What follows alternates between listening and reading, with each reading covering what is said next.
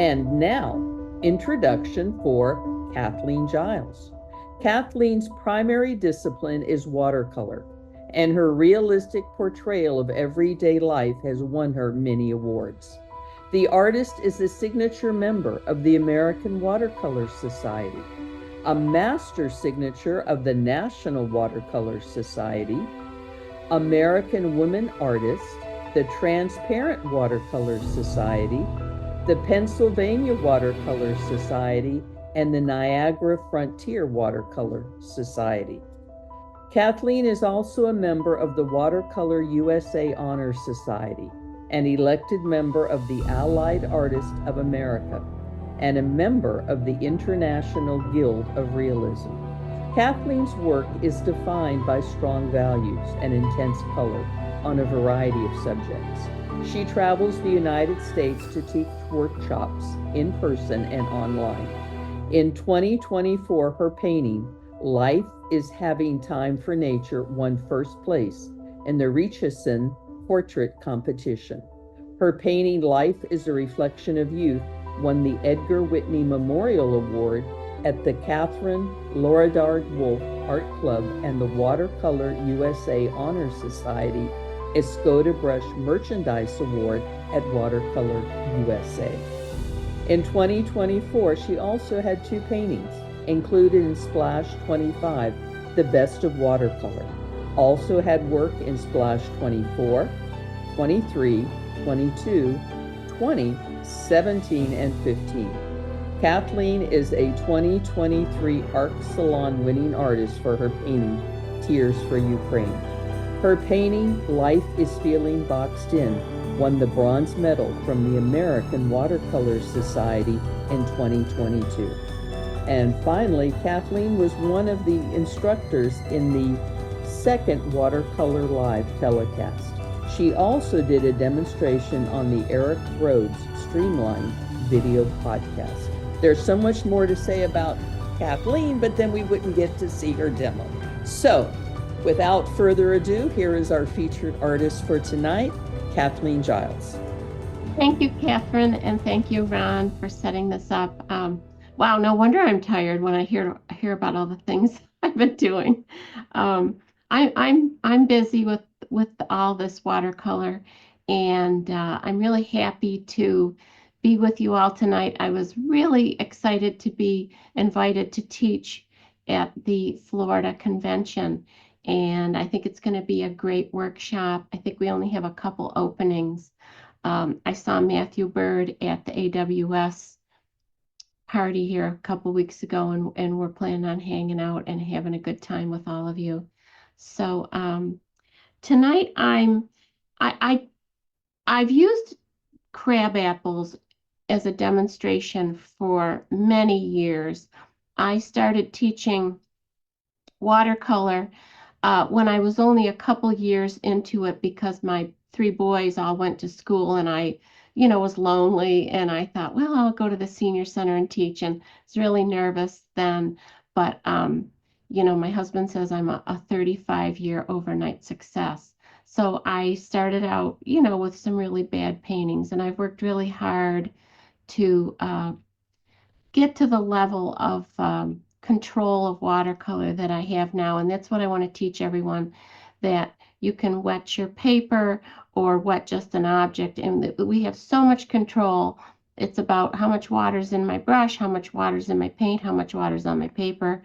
And we can do so much with watercolor, and it's, the viscosity of the medium allows us to have those blooms and those beautiful things that show us the spirit of watercolor. So I try to include that maybe in my background or something.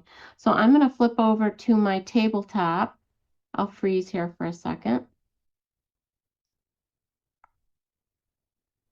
My cat's out here. He doesn't usually get to be out here, so I hope he doesn't cause any trouble. So this is my image that I'm going to work on tonight.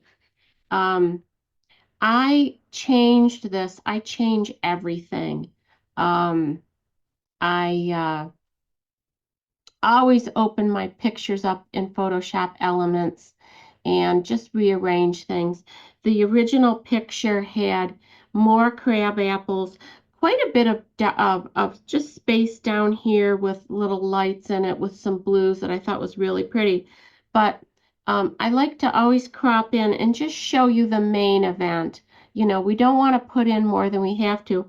This was a branch here that was brown, and I thought it didn't add anything at all, and it just would have been more complicated. So I just kind of whited that out or greened it out in my Photoshop elements.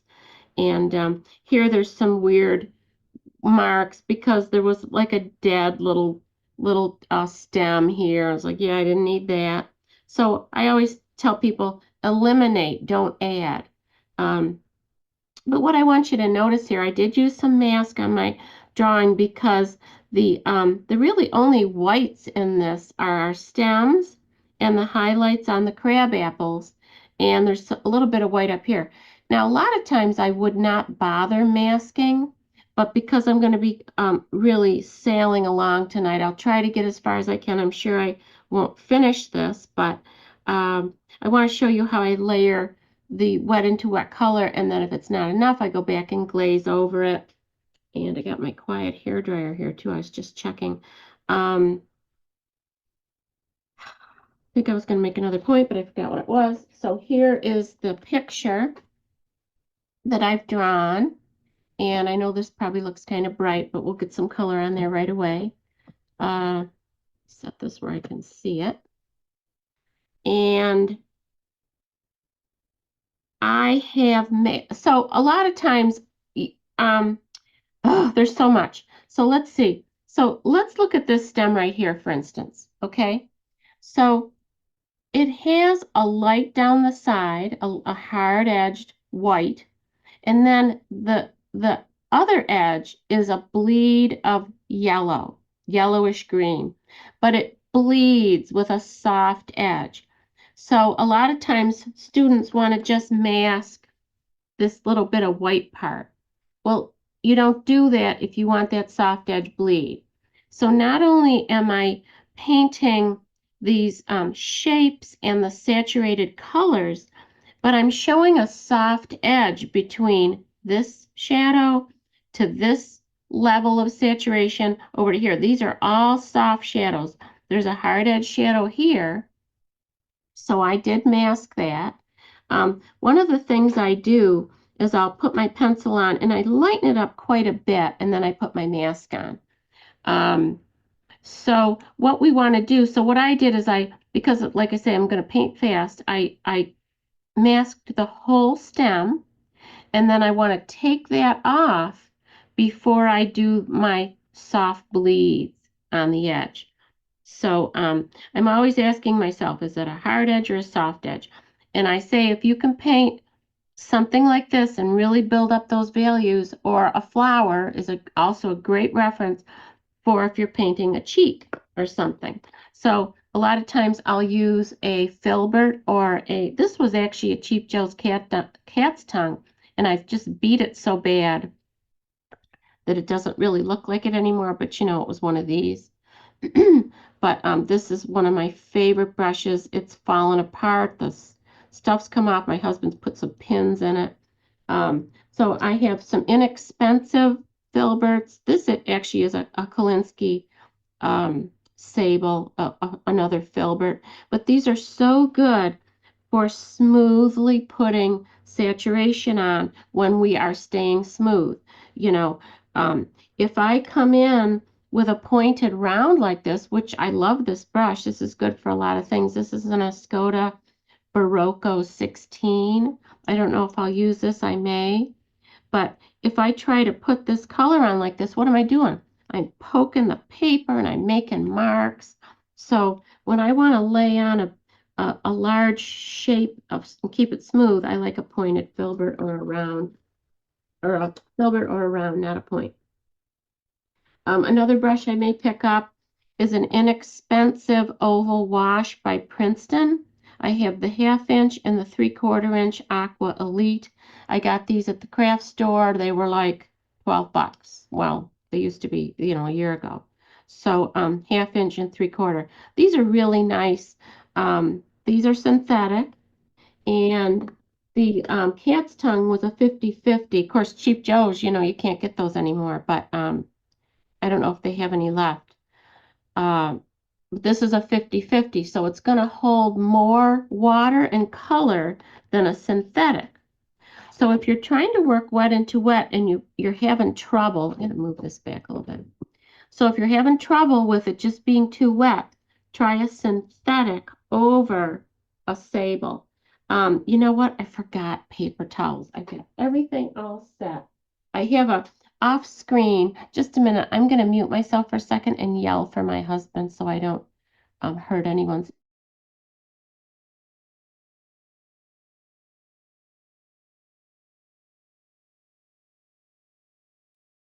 Okay, I just screamed at the top of my lungs.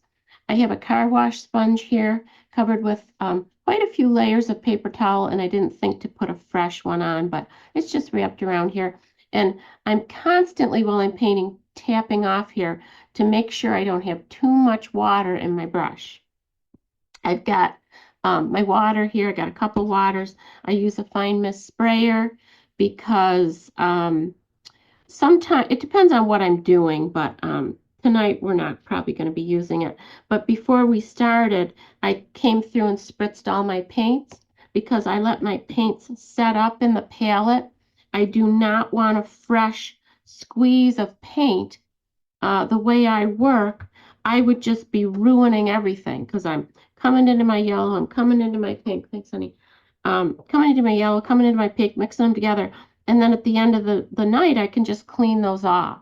So I feel that way I'm taking, when they set up and dry out a little bit, I'm getting some of that water out of there, and I feel like it turns up my saturation automatically. All right, that's enough talking. Okay, I will narrate the whole time and tell you what I'm using, and if you have any questions, Catherine will let me know. So I have a crab apple here that's off to the side, so it's not the star of the show. What's my center of interest? I think it's actually just this grouping, but the biggest one will probably draw the eye the most. So I want these to be really dramatic, but I also want to have color changes. This one has more pink, has some yellow. This one's a greener color to orange. This is kind of more orange with some of this green, orange. This is green. This is dirty. Okay. So we'll start right off by talking about, I'm going to wet this whole shape. And we're going to talk about the fact that a lot of times when we're painting something like this, we want to turn up our saturation. We're trying to be as dramatic as we can all the time. I'm going to start out with yellow. This is my permanent yellow light. I believe I've got Turner in my palette. I want a set of those and I really like them. So this is my first thing I'm going to say that I always say. Yellow is under every color except a clean pink and a clean blue. So I don't have a clean pink or a clean blue here. And the yellow is just going to turn up the vibrance for me. Now, if this brush is too square to get in my corners, that's when I would grab one of my my pointed rounds. Okay, so I'll move this over a little bit. Okay, so there's my yellow star, and I want to show you how I can control where this paint goes just by, I'm gonna put a little more yellow down here. So I want to have enough yellow here to stand up to the colors I'm going to put on. So I'm going right in with my brush damp, going right into my Windsor green or my phthalo green, and I felt like it was kind of wet, so I tamped off a little bit. I just want to get some green in my brush. I don't want to add a lot of water to this. So I'm going to start applying it down here, just get a feel for how it's going. Now, I started to say we want a lot of saturation. So a lot of times we'll just keep putting more paint on, right? You think, oh, I need more paint, I need more paint. Well, you get to a certain point and your paint's just getting thick. We don't necessarily want our paint to get thick if we want it to be darker. So if we want it to be darker, we have to add a complement or something to it. So I carried my green up farther under where the this orange is going to go, or this is permanent rose. This is just plain old permanent rose. I don't know. I think it's Winsor Newton, but it's not that important. So I'm going to drag this through here. Now when I come over the green that I put on, it should automatically darken my color so that I'm not having to put on a ton of layers. So green is the complement of pink, and it's just dirtying me down right away. And not only does that dull my color, but what is, oh shoot, I should be looking at my reference. I want some of that to stay green. I'm going to take a little pink and a little yellow and go right on top of this right here and just make sure this is a brighter color. And then I'm again going to rinse my brush a little bit and go back into some green and yellow and stroke through here again because I didn't do what I wanted to do there, but it'll be all right. So the red, the pink under this is going to make my green darker, which works perfectly for what I'm doing here. Thank God, because everyone's watching me, right? I have some magenta in my palette, and I have some vermilion. Let me see. I think I want, so I'm going to come in here with another, but do you see how it stays where I'm putting it? I know I've got a lot of glare. Hopefully that'll come off as this starts to dry. Putting more saturation here, and then I say to myself, you know what? I want that to be darker, my shadow. So I could do it now, or I could do it after it's set up. So with working wet into wet, I could leave this now, and then I wonder if I move this, yeah, there we go. Wait a minute. There, that's a little better.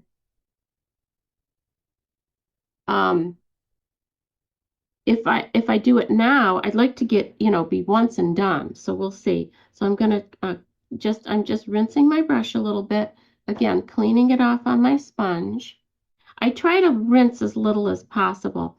Because I have yellow under my wash already, if this was just pink, green would be the complement. But because there's already yellow in there, yellow and pink make orange, and the complement of orange is blue. So I'm going to take some of my phthalo or Winsor blue red shade, tamp it off, make sure I'm not super wet. I'm going to drag it over this. I'm just going to let them like fight it out. Make it some more. Come through here. Don't want to overbrush it. Come through here. That's about where my shadow's falling. And I'm going to clean my brush a little bit and take a little bit more of that Winsor blue. Make sure my brush is damp but not drippy. And I'm going to come down here and just intensify that green because it's kind of in the shadowed area. And again, with this brush, I can put it on and keep everything real smooth. So she's done for now, okay? It doesn't look like it's the best thing you ever saw in the world. Don't just keep fiddling with it, okay? So I'm rinsing my brush out and I'm thinking. So I'm going to jump up to, where should I go? I'll come over here. Okay, so my yellow's a little bit dirty, but I'm going kind of green here, so I'm not going to worry about it. I got a pretty bright pink up here, so I think I'll avoid that. If this was bigger, I would probably have to wet the whole thing first, but this shape is so small, I'm just going to choose to wet this with the color. So I'm going to get this on here. There's actually a little bit of a blue right there, and that would be the sky coming through. So right here, it's about where my yellow is. So I don't want, if I leave that, it'll create a hard edge. So I just take most of the moisture out of my brush and I just touch this and dampen it. It's not as saturated. So I'm just dampening it and saying, okay, you know, that's gonna, I want with working wet into wet, I want my whole surface to be the same amount of wetness. That's how I control this. If I let part of it get drier, that's why I don't blot. So if I put something on and I blot it out, what am I doing? I'm drying the paper. So in order to keep this, I want to put a little blue here. In order to keep this surface, I want the surface viscosity actually to be the same everywhere. So as long as I keep it evenly wet and I keep working around and painting, like I don't want to just paint here and paint here and paint here. Then I try and go up here. What am I going to do? I'm going to flood water back down here. So I always want to be aware of like what's going on. So I'm going to take a little bit of my permanent rose and I'm going to try a little bit of maroon. And don't ask me what brand it is. I don't know. Okay, so I'm going to lay that here where my paper wasn't super saturated. And I'm just going to see how this plays out. It's actually looking really nice as I blend it down. I have what do you call it? The thing where the stem is here at the bottom. All right, now this wash looks a little wetter than this. I'm getting a little smidge of a mark there. So I don't panic. I'm going to come back up into the mixture that I made. I'm going to bring it this way. I just have to be aware of this. This is something that I have to watch now. And I'm glad that I, masked out my highlight here. It just makes it so much easier to paint this fast. So I'm bringing this is actually one of the stems is looking, it's reading like a shadow. It's coming down through here. Okay, so far it looks pretty good. I'm going to lighten up the amount of paint in my brush, and I'm going to keep this a lighter orange here. So watch how I can lightly, see the paper doesn't even know I'm there, just whispering through, everybody's smooth, everybody's good. And then I'm going to come up, let's see, we haven't touched this yellow for a while. So if I want to keep working in here, I gotta be on the ball here. So I'm going to take this yellow wash and touch the edge of that. Keep everybody happy. Everybody's damp. Everybody's pretty evenly damp. So now I can keep going. I've got a little bit of green in the bottom on this side. I'm going to add that right now. Go around where my stem was. But I've painted crab apples for years, and I was telling Ron and Catherine that I have a crab apple tree in the side yard that it seems to be, what do they call it? Not is it biannual? Whatever. It every other year it has a really large display of flowers. Taking some maroon and some vermilion. And I'm gonna, oh, that blue is really blue, isn't it? So let's not panic. I'm gonna take a damp brush. I took out all the excess moisture, and I'm gonna dance in there. Just dance in there and say, excuse me, I think I got you too blue. And then at the end, if it really bothered me, I could just lift some of that out. All right, so I dampened it a little. So now I'm coming in with this heavier wash of paint. And there's actually some little lights on my apple through here. So I'm looking at those and kind of mimicking my brush strokes to match that. Now I'm getting up to a nice saturation. I want this to come around here, come up here, come through here, and I'll show you the reference in a second here. So for now, I think I should probably get out of here. I'm just going to bring this around, and then I can always, I'm using staining transparent paints. So I can always let it get, bone dry. You want to get it good and dry. I'm going to go into some of my Skips green because that's what I see here. This is a semi-opaque by Skip Lawrence that again was a Cheap Joe's. I do have some different Cheap Joe's and I'm going to have to make them last, aren't I? Okay. That looks pretty good. Is that pretty good? It maybe is a little oranger right there, so I'm going to just, with a pretty dry brush, again, pick up some paint. I'm just going to smooth these guys together and make this a little oranger. Okay, I'll paint that later. I'm done with that. All right. Let's see. So this should be pretty set up. I'll just hit it with a little heat. I have this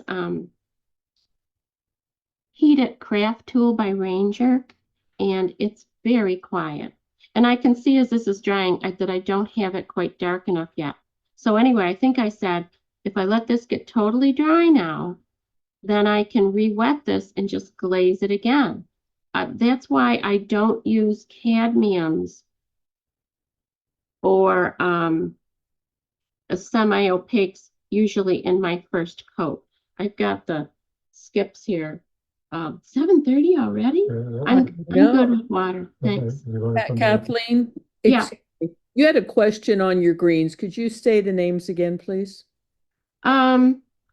This is Windsor or phthalo green down here. I guess it's red shade, but don't not sure. It's on my palette and supply list.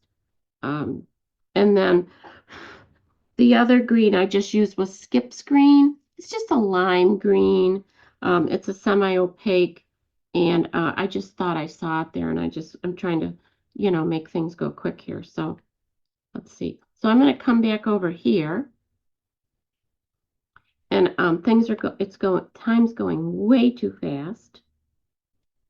So I'll get this guy in.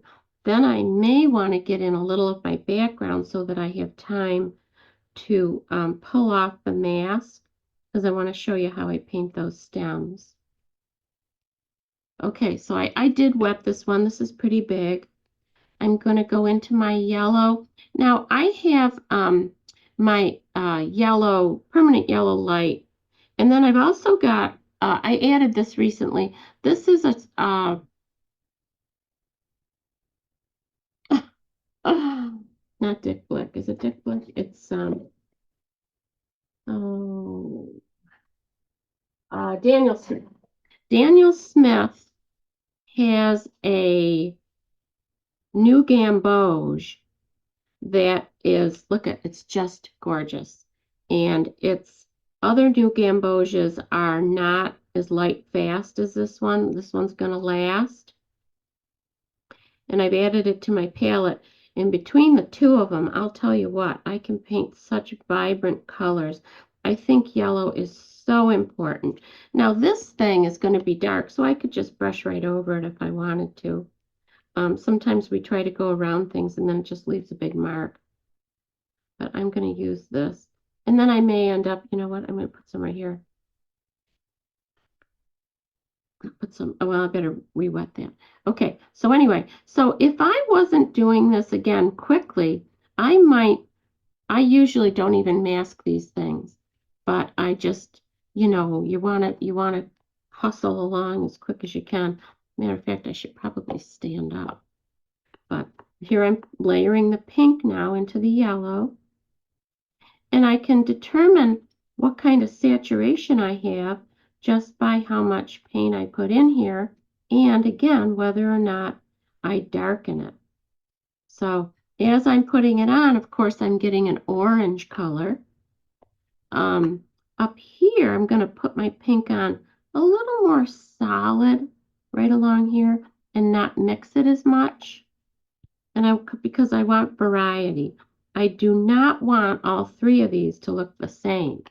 I really want to have some variety, or how many do I have? 1, 2, 3, 4, I don't know, whatever. So I don't want them all to look the same. So now I'm pulling as I apply the pink, and then I deposit it there.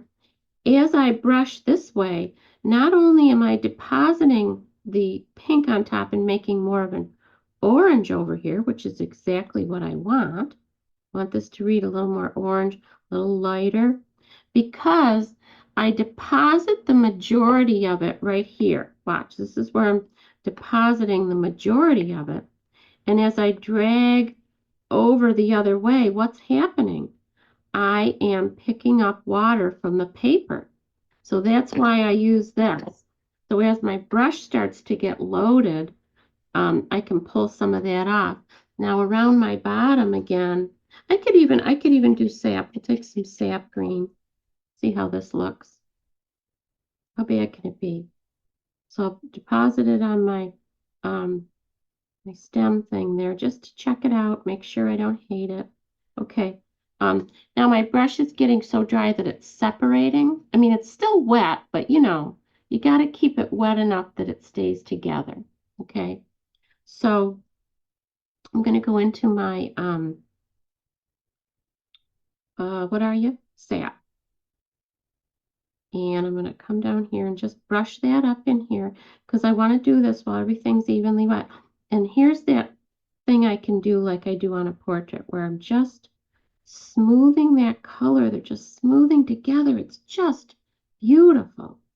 So while I'm wet enough, I'm going to put some ink in my brush and I'm going to put in some blue. So again, I'm so wet. What am I doing? Tamp off on my sponge, take a little bit of my Winsor blue or my phthalo blue. And here, what have I got? I've actually got a violet. Well, if there's enough yellow in here, this should work. If this doesn't work, I'll just pretend that it's you guys' fault. So I'm going to come down across here like this, and oh, it's working. So I want a little more blue. I have, remember my shadow, let's see, I think this, oh, I was going to show you this. I think this guy's throwing the shadow here. It's kind of, so it kind of comes around here like this. And that's the one I haven't painted yet. I'll get that other big one in. Look at how that little bit of blue in the pink just dirties this whole thing down. And then it comes through kind of like that. And I may have to do this a couple of times to get the saturation that I want, but there's nothing wrong with that. I'm going to take the excess moisture out of my brush and come into some blue in my palette. And I'm going to just drag it over this part where the crabapple's a little greener. So we just want variety, basically. I don't mix up, all the cups of color so that everything's the same because it would be boring. And I also, a lot of times, it's just like, I think a few minutes ago I said, well, let's put this on and see how it looks. Sometimes we're so afraid to put the color on. I'm mixing my two yellows together and I'm setting up here. So here, this is shiny wet and this is lost its shine. So I'm going to see if I can carefully touch this. I think I'm skating on thin ice here. I think I got to get out. So I'm going to try to just, oh crap. So I made a mark. So that's done. Once you start to make a mark, I've got, like I say, it's unevenly wet. This is too wet, or this is still wet and paintable, but this has gotten dry because I was fiddling around over here too long. So it's just time to get out. It'll be fine. Okay. So I'm going to do, let's see. Let's glaze this guy. Oh, I got plenty of time. I'll probably go, a little over. But, so I'm going to re-wet this guy. And let's look at him real quick. He's a bluish green down here, kind of a limey green here. And then this is quite shadowed, my red here. And I'm going to use, I've got quite a bit of blue on there. So let me start with turning up the saturation of my red right here. And I'm going to just use that to glaze across the whole crab apple. Well, not the whole crab apple, not where I want it green. Let me take some more pink up here. Oh, that's getting better, isn't it? So I'm going to, without rinsing my brush, come back into my blue. Want a nice shadow there. You want them to be juicy and like have them kind of work together. So let's take some yellow and come through this part so I can add some blue to this. I'm just going to turn this up, and I'm going to turn up the blue at the bottom of this guy.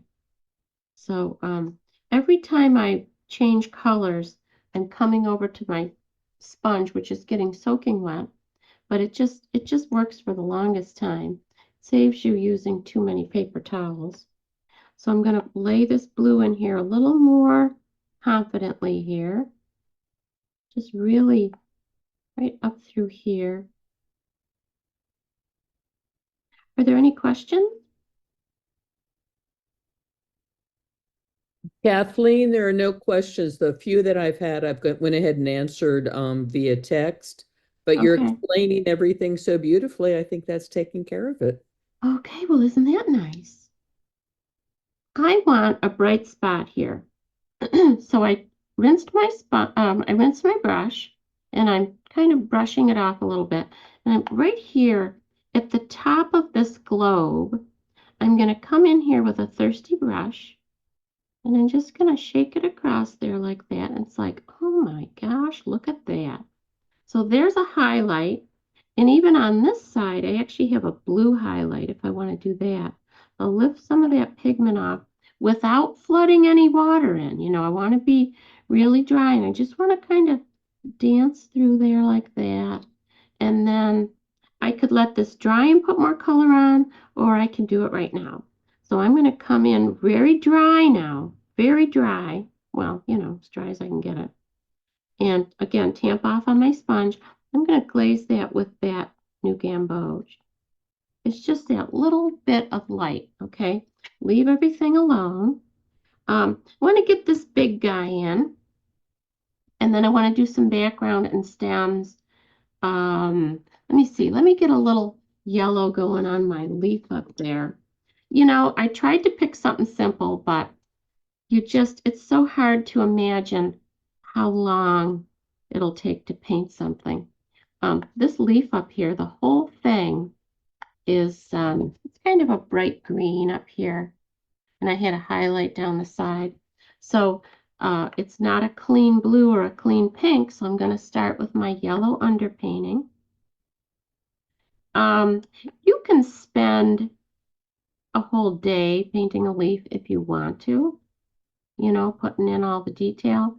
I've been playing around with some of the Daniel Smith granulating colors, and they can be nice on a leaf, especially if you do, like if you paint between each vein, but I don't have that kind of time tonight, and a lot of times I do not have that kind of patience. So there's my yellow going down, and I'm going to come into my Winsor green or my phthalo green, and I'm just going to paint this wet into wet. Just going to kind of scrumble this around. I'm going to stay a little bit away from the edge and let that little burst of yellow be there, because whenever we're trying to paint the sun on things, paint the light, if we leave a yellow glow, it's just one of the really spectacular things about watercolor that I love. So if you can think about, if you're doing a yellow underpainting, the yellow is the biggest shape. The second biggest shape stays back a little bit so you have that yellow glow all the way around. So I'm going to take some of this green, this Winsor green or phthalo green, and what do I want to put in here? I'll put a little perline maroon. This is one of my big important colors for mixing. So I'm making a really dark green here, and I may have gotten carried away. I'm going to come down the side of this. Okay, so when like I say, I don't spend an hour mixing my color and figuring out if it's okay. That's a little dark. I'm not going to waste this puddle. I'm going to clean my brush out a little bit. Here, I'll go on my sponge. And I'm going to take a little of that water out, and I'm going to come into my burnt sienna instead. Okay? Kathleen, Yeah. you had a question. What color do you use for your yellow base on your leaves, please? Um, I used my permanent yellow light. Yeah. So instead of taking that off, remember I don't blot if I can help it. Um, I added burnt sienna to this, and I know you all know how wet this is. Do you see how it's staying here where I want it?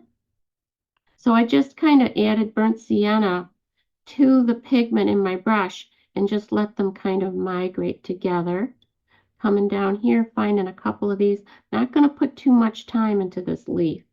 I feel like I've got it a little dark. So again, I'm not going to panic. I'm going to come back into my yellow, my permanent yellow light. I think I had some new gamboge here, but whatever. I'm just working this into my brush. So what I want to do is I want to break this up. So I'm going to come into this and stir it, come into this and stir it down here, and then here, maybe pull this around, maybe pull this over. I don't know. There's not too much going on in there. Maybe a little bit of marks like this, a little bit of marks here. This looks a little weird to me. There's a very dark brown corner on here, and I'm not even going to go there because I think it'll look weird. And that's the other thing I say all the time.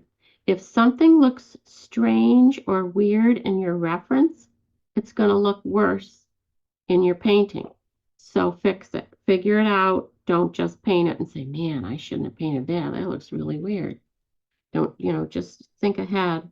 So I'm going to Kathleen, try. Yeah. do you ever use a primaries only palette? Um, well, for the workshop, I'm putting salt in this instead of, working 3 hours to get texture.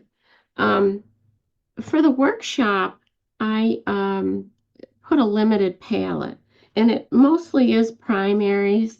Um, I can do a whole painting in yellow, pink, and blue.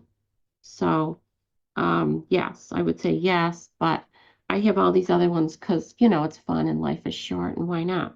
But I have a whole thing I teach about mixing complements.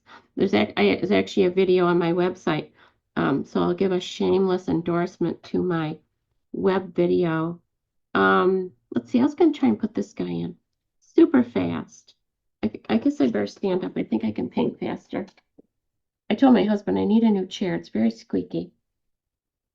Let's throw this in. How are we doing? We're fine. We're fine. Okay, so this is coming around. Now this is going to be, I had a little bit of green in there. So rather than drag that around, I'm going to come right into my two yellows I'm going to mix together. I'm going to pull them up this side. Now this guy really has to be vibrant, right? He's important. I don't know why it's a man, but maybe because I raised 3 boys. This guy's important. So I want that yellow underpainting. And I'll do something different here. Um, I'll leave the top clear so that I can get a darker pink for variety. I'm going to get rid of that brush and come back into my round, my whatever this is. Okay, so let me just lay the pink. So this is cleaner pink. Okay, much more saturation. So I'm putting pink and magenta because this guy's really going to stand out. So I want to smooth the paint here and get some good saturation before I start dragging it down. I'm just going over this again. He looks a little pointed there. I do project my paintings. Um, I I just feel like it saves so much time, and I'm showing my work nationally and internationally, and I don't need mistakes. I always tell people about painting this, did a portrait of this girl, and I thought it was great, and her mother loved it. And then when I saw a photo of the painting, I realized her head was too big. I mean, it was just too big, and I always called her the big-headed girl. But I don't want to make mistakes like that when I'm painting a full sheet painting. And then once you start using the projector, it just gets easy. And but I use a digital projector. I don't have a problem with it. Um, it gives me more time with my grandchildren, and that's what I care about. Babysitting tomorrow, as a matter of fact. We're making donuts, gluten-free, but that's a whole nother story. So, Kathleen, yeah. I had a question. What kind of paper are you using? Oh, that's a good question. That's a good question. Just a minute, I gotta smooth this. I gotta think about what I'm doing. I'm using 300-pound Arches cold press natural white. So I've been having, a lot of paper issues like everybody. Arches just, wasn't dependable for a while. I got a dry spot here, and I want to show you that I'm going to rinse out my brush, take out all that excess moisture, and then I'm going to touch this and say, okay, you can gently smooth into here, but I do not want to add water at this point because what would happen, I would get a big blob. And now that's a beautiful start. It's setting up. I'd like to do my dark, but I actually am wet enough. I'll do it. I hope I don't screw it up. Okay, so I'm going to go into the pink. Did I answer the question?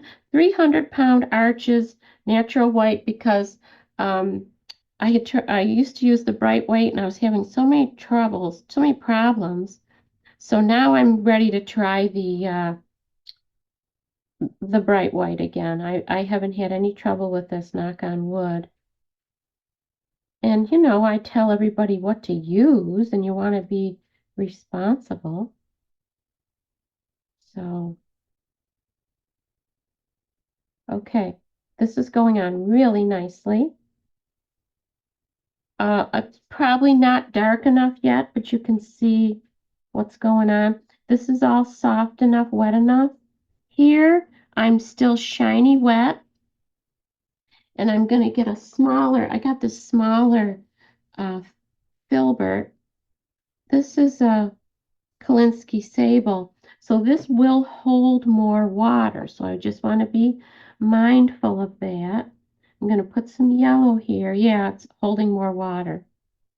Like, no, that's not what I want.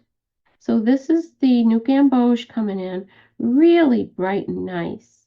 And I'm going to now scoop back here and pick up this color and just gently bring them together right there.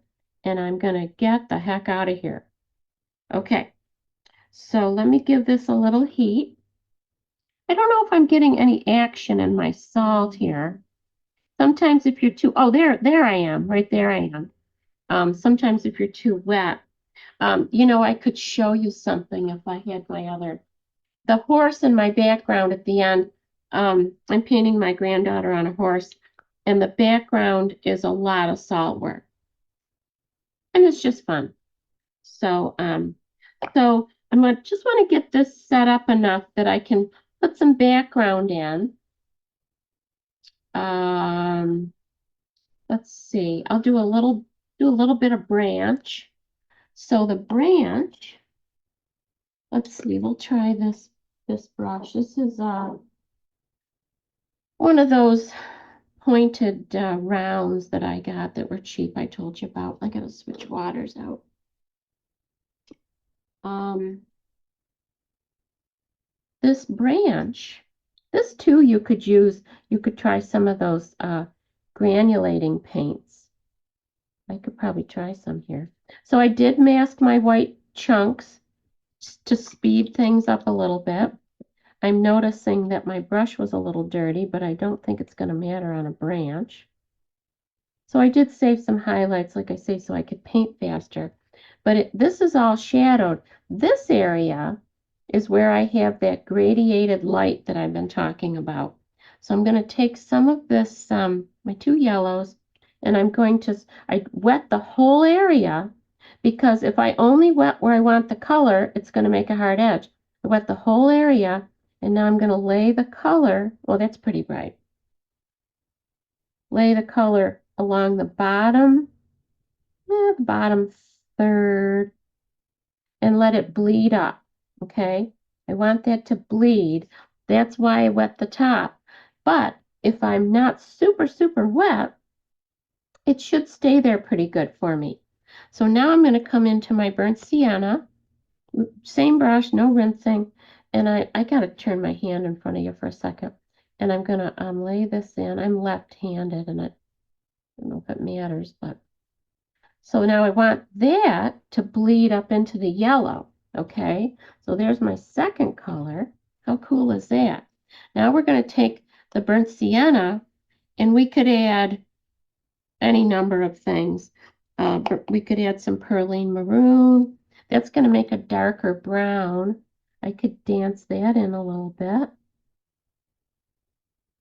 And then I'm going to add some Windsor blue to it and make a blacker color. And I'm just going to go along that very bottom edge. I'll get my hand out of here in a second.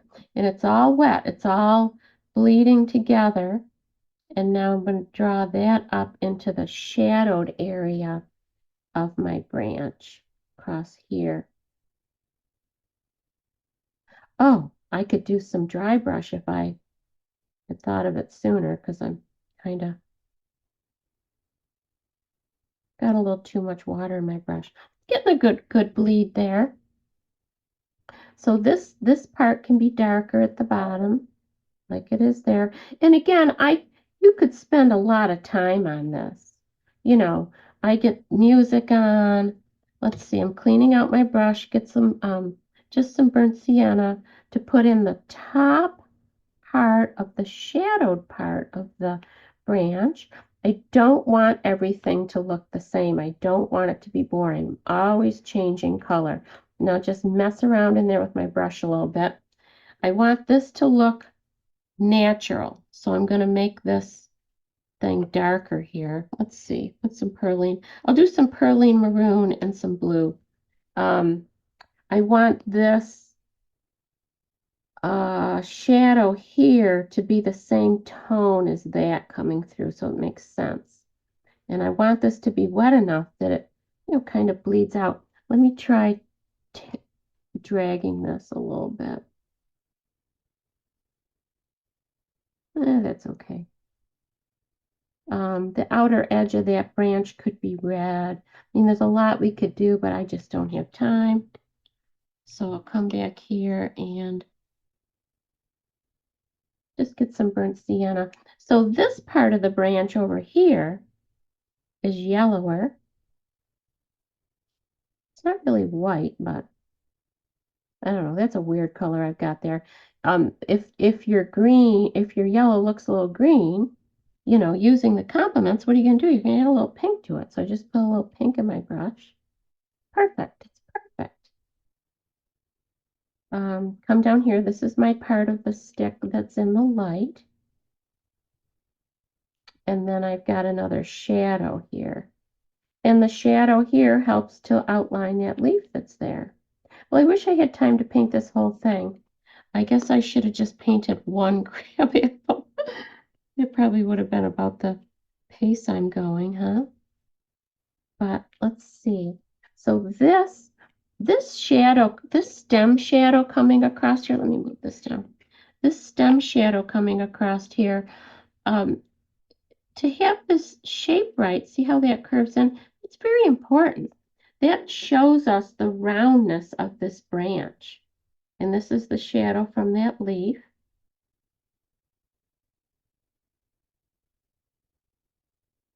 pretty good. I'm just going to quickly lay a little color over this part because like I say, I saved out the highlights. I'll go a little golder here at the bottom. Let's get some color on there so it looks good. Around in here. Just kind of scrumble it around. Yeah, that's fine. And what I would do is come back, come back. Now this area, if this was wet enough, there'd be another place you could salt to get a little texture. I'm getting a little texture right here, but most of it isn't doing very much. Don't know if my paper was a little wet or what. Actually, what I would do, now that I've got this color on here, I would go drier, wet into wet, right into that. This is my Perline Maroon with some of my Windsor Blue. And I would just find some of these darks. Well, this is actually getting too light here. Just find some of these darks so that this has more shape. But I would come in again. This wouldn't be done. I don't paint something once like that. I would re-wet it, or I would probably just keep working this area wet into wet until I had more going on. And I actually see a little bit of red on the bottom of this, and that would be a light bounce from one of our apples. I think I see it in here too, so we'll throw a little red in there. Throw a little red here too for excitement. Okay, so let's get some of this background in so that I can take those things off. So this kind of background is so fun to paint because it's just abstract. It's just fun. So I always start with a lighter color. In my reference, I say when it at the bottom here, it almost went kind of violet-y down here. So I want to have some fun with this. I'm going to start with yellow because I'm going to go green. I'm just going to get some yellow in here. Come between my stems. That's the bottom of the branch. I'm just wetting the paper with the yellow to hurry. But if you don't think that, if whatever area you're doing is too big to get it on smoothly, then you pre-wet. But look at that, it's all painted. I'll come over to this stem here.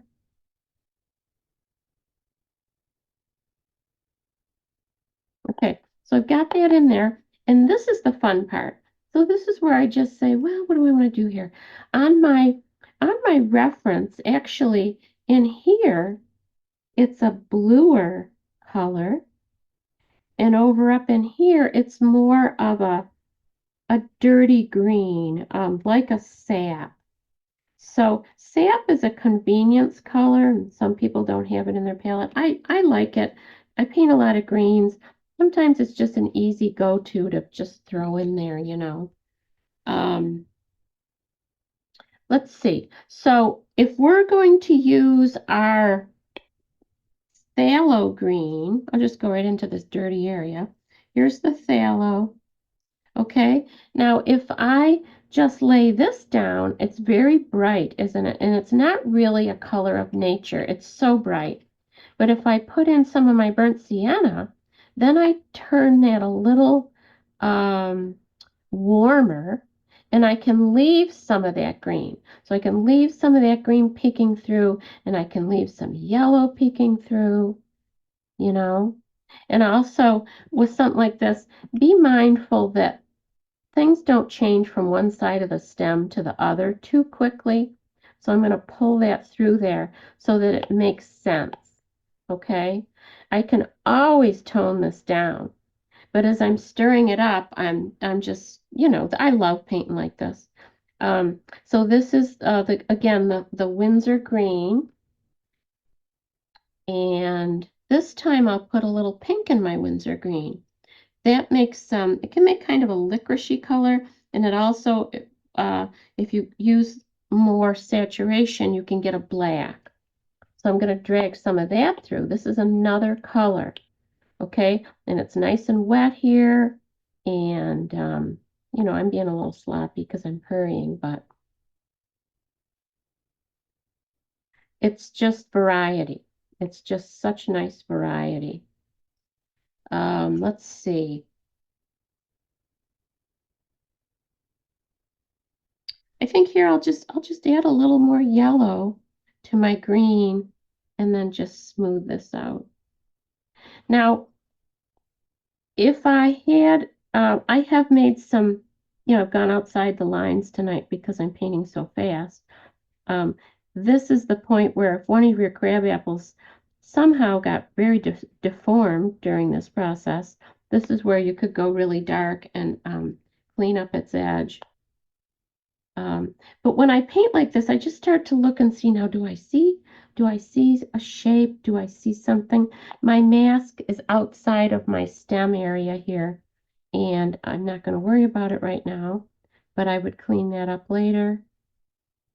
You know, that's the thing about mask. It can make a lot of problems, uh, but it's usually worth it unless you really mess it up.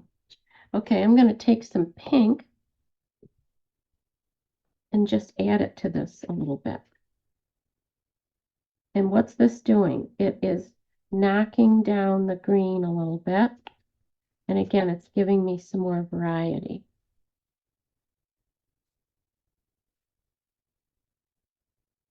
And there's no wrong or right way to do this. You're just putting in color. And if you want to make the little circles, like when your camera's out of focus, you can do that. I'm going to put, this is the Windsor blue or phthalo blue over the yellow right here. So that's how it looked. You know what I'm going to do? I'm going to take a little of my sky blue. That's, again, another Cheap Joe's color. Man, I'm in trouble, aren't I? If you don't know, Cheap Joe's is going out of business. And it's a shame. But they had some, you know, colors that were just theirs. This sky blue is just one of the things I really like. I stopped using cerulean and I use this, so I'm going to be a little lost. I think as I'm looking at this, I think right away this has got to be a lot darker. So I'm just going to show you what I would do up here in the side, because we also want to think about, this is permanent rose and Windsor green. Now this, like I say, it's kind of a licoricey color. I'm going to put some of my perylene in to warm it up. And I'm going for a dark here. Speaking about colors, Kathleen, we had a question about your pinks. What pinks are you using? Permanent rose. I used permanent rose and some magenta in no particular order. So I wanted to go darker here. I'm going to warm it up a little bit in some places with some burnt sienna. But I felt like, okay, so the other question we need to ask ourselves, let's see, I want to take a brush that I can control here and smooth this. This is a little wetter right here than the background. That's starting to look pretty cool, isn't it? So here I'm going to scrumble through with this. This is the green with some burnt sienna in it. I'll just leave some little shapes there. I started to say something else and then I lost my train of thought. Value. So these are all middle values. And we've got some darks in our stems, but we want enough contrast between these. On the screen, this looks darker than it is in my reference, but it helps these to pop. So when our values are similar, we want a color change, and that's what we have. The green is the complement of the pink, so that works. But I just wanted to get this dark enough now that I have that drama, because this is all about drama. This isn't about being all wishy-washy and boring. So we're trying to entertain the eye, and we want to do everything we can to make this painting look really pop off the paper. Kathleen, speaking about painting, as you notice, our time is rapidly getting away from us. Okay. You probably won't finish. Oh, no. Yeah, could you send us a digital picture and we can share it with our members? You mean when I finish? I believe so. If you Yeah. could, Yes. yeah, Um, it has been awesome. Wow. do you want me to try to paint a stem, or is everybody have enough? I think we probably need to finish around 8:15 if you want to try one stem. Okay. Yeah, I'd like to try a stem. I want to show you this. Um, when I pull this off, if this looks too hard, I would soften it. I just have to get the paint dry enough next to it to get in here. Um, but sometimes these just look too hard. And when I build my value up around here, this is not up to the value that I need. So one of the reasons this is actually good, when you get this dark in, then a lot of times your middle values do look washed out. And that's how we know it's like, oh, I've got this looking good, but now I've got to reglaze this and go darker so that my middle values stand up to it. We don't want these to look washed out once we get our darks in. Let me see if I can pull off one of these stems. And I just want to show you, I'm just going to wet it, and then you just kind of fire the paint down the other side. Let me see. We'll try this one here and see if I can get this off without damaging my paper.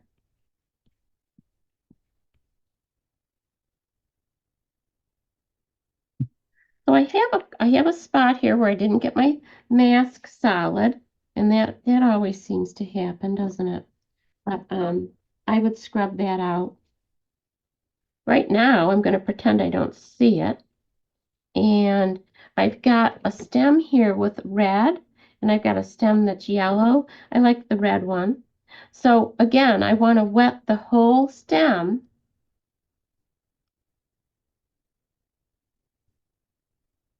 I want to wet this whole stem because I want the color to creep across for me. So I'm going to wet past where I'm going to put the pink. There, that lifted right off. Okay, so get this nice and juicy. And then take a really saturated amount. I've got some pink and I've got a little vermilion. And I just want to let that bleed over.